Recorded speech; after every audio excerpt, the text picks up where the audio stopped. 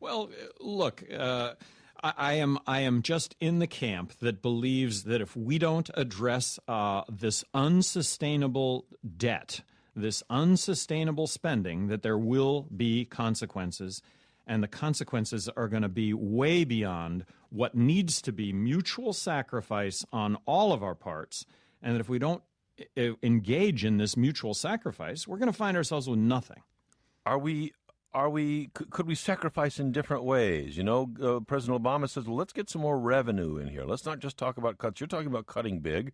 The president says, well, we need to, let's get revenue as part of the equation so we don't have to gut institutions that may be useful. Well, like I say, let's abolish the IRS. Let's eliminate income tax, corporate tax, replace all that with one federal consumption tax. I think at a minimum, this is more fair than what we currently have. How much of your life revolves around having to deal with the IRS every single year? And look, we all know that this country is rife with crony capitalism. It's up for sale. Both parties sell loopholes.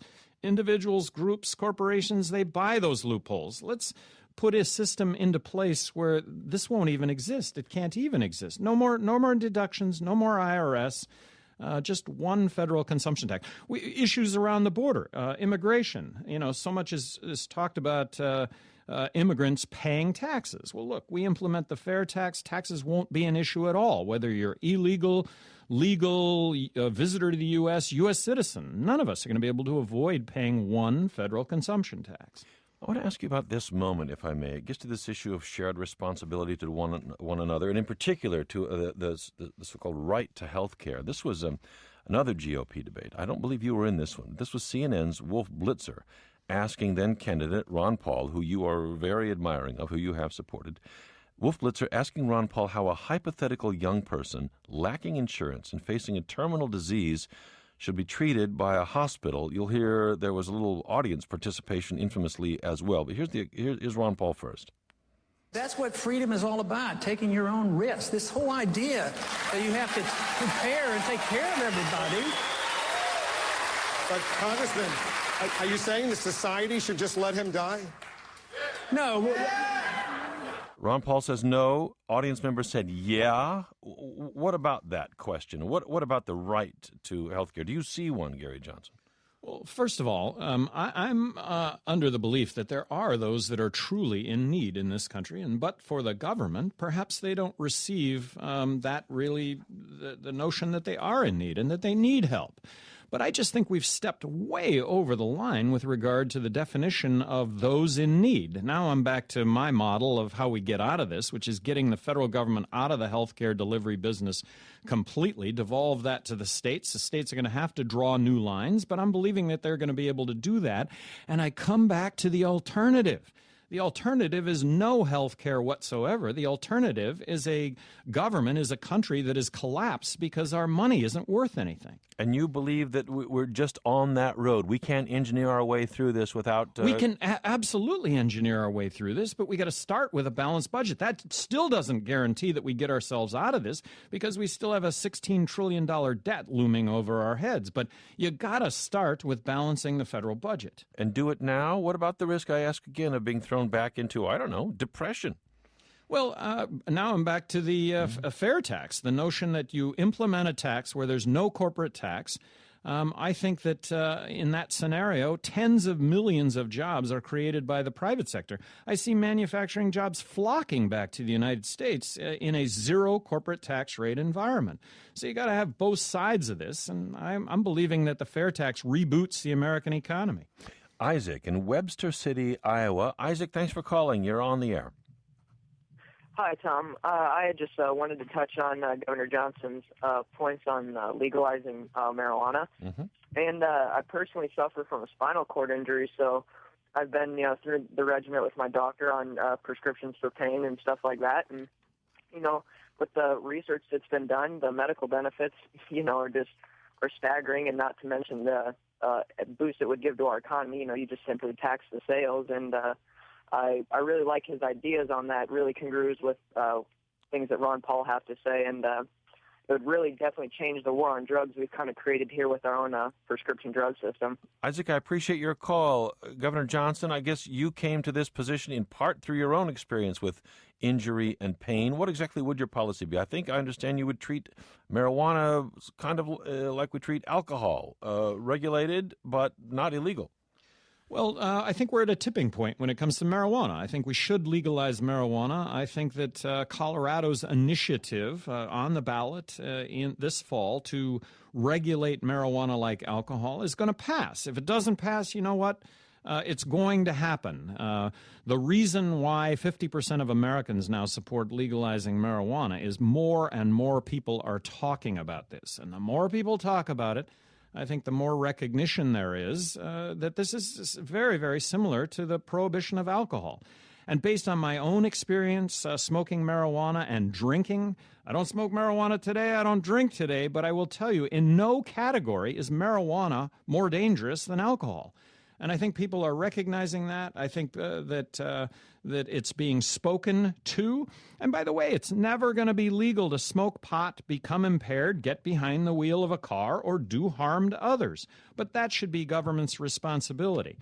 Border violence with Mexico, 40,000 deaths south of the border over the last 4 years. These are disputes that are being played out with guns rather than the courts. Legalize marijuana, arguably 75% of that border violence goes away. There's the argument. Let's go to Jennifer in Lexington, Kentucky. Jennifer, you're on the air. Hi, Tom. I wanted to talk to Governor Johnson about the fair tax issue. I think this is, well, I personally think it's a terrible idea for many reasons, but there's two reasons I'd like to bring up that he's already mentioned on your show today. Okay. One is he says by making, he can make the fair tax less regressive by offering a $200 per month credit to every taxpayer. Yeah. But he's saying this in conjunction with having a balanced budget. It doesn't seem to me to make it especially more progressive to offer $2,400 a year to the richest taxpayers in America. So why not phase that out, especially if you're concerned about revenue issues on a balanced budget issue? And the second issue is that he assumes, this seems like a big part of making it cost neutral, he assumes that corporations are going to reduce the cost of products to offset the taxes that they're now saving. But what if Coke reduces the cost from $1 to, say, only 85 cents or even 81 cents instead of 80 cents? This is not a cost neutral measure. It seems a way to make a direct transfer from taxpayers to corporations and allow them to hide it by saying, oh, this is just our basic cost, rather than acknowledge that now they're paying significantly less in federal tax. Jennifer, stand by. Governor Johnson, what do you say? Well, Jennifer, I would argue that Coke is a very competitive industry, and that if you think Coke is going to be able to continue to sell that can of Coke for $1, I'm going to argue that they're not, because there's a lot of other cola alternatives, and given pricing, that's the way things operate. Now, in this country, regrettably, free market doesn't always come to bear. Let me use health care as an example. We've restricted the choices that we have available to health care, and that really comes from the government. I saw where there will be 15,000 new IRS agents when it comes to President Obama's health care plan. Which is extending health care to a lot more people, though. Well, and that's part of the reason, right? Get everybody in the pool. Well, and so who's really going to take it on the chin when it comes to health insurance? It's going to be young people who basically are the healthy group that are going to pay for those that aren't so healthy.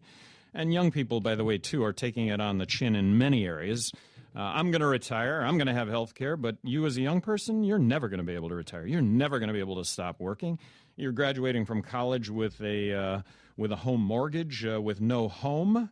And now you're being called on to mandatorily take on health insurance because we have to cover others that aren't so healthy. Gary Johnson at the start of I think, 20 campus college tour right here. Jennifer, I'm going to move because we've got so many callers, but thanks for your sharp eye there. David in Nashville, you're on the air with Gary Johnson. David. Hi, Tom. Hi. Relative to the freedom of choice for women to make health choices about their own reproduction and prevention of pregnancy, either through freedom of choice to terminate or through birth control. What say you? I fundamentally believe that the abortion issue belongs with the woman involved, that the choices that go along with that should only lie with the women that are involved. So straight up support for choice, for abortion as an option. Well, again, difficult decisions, but those only that should be addressed by the woman involved. With that position, did you ever have a shot at the Republican nomination? Yes, I think so. I think the majority actually of Republicans are pro-choice. This is something that isn't really known, but the overwhelming majority of Republican activists are other. And I found this issue as governor of New Mexico to, yes, be something that was very important to a lot of Republicans, but kind of took a second seat to maybe the whole notion of good government, and I did not find it. To be, a deal killer, if you will. Elizabeth in Des Moines, Iowa. Elizabeth, you're on the air. Thanks for calling. Okay, hi Tom. My thing is we should never have a third party because the third party takes votes from the winning the other party, and so when you vote for a third party, you really are voting for the party who wins, not necessarily who you want. And so I'm always against. I can remember many years ago when the governor of Alabama was running against, and it threw it in the other camp because he took so many votes out. So absolutely against a third party. Who are you supporting in November, Elizabeth? Okay, I'm supporting Romney, although I do not like everything he is for. I was always taught that you vote for the best of the worst because usually both men you do not vote, so you do the best you can. The best of the worst. The best you can. I'm grateful for your call. Gary Johnson, how about it? The polling shows that you have strength in swing states. You could make the difference. You appear to take more votes away from Mitt Romney than from Barack Obama. Will you be the Ralph Nader of 2012, siphoning votes in a very, very tight election? Well, first of all, Elizabeth, every face on Mount Rushmore was a third-party candidate, so I guess you're going to discount those faces. And I'll just get back to the wasted vote thing. Look, for anybody that thinks they're wasting their vote on me, what happens if everybody wastes their vote? Well, I'm next president of the United States, and I'm going to argue that really makes a difference. In 4 states, they've put the question of who I affect most. And in 2 states, New Mexico, Colorado, I take more votes away from Obama. In 2 states where they've asked that question, North Carolina and Michigan, I take more votes away from Mitt Romney. Look, who's to blame if Mitt Romney gets less votes? Mitt Romney. Who's to blame if Obama gets less votes? Obama. We need to vote for the person that we most that emulates our views to the highest degree. And I think you have to vote for somebody that actually has a resume to suggest that they're going to doggedly pursue this stuff. Look.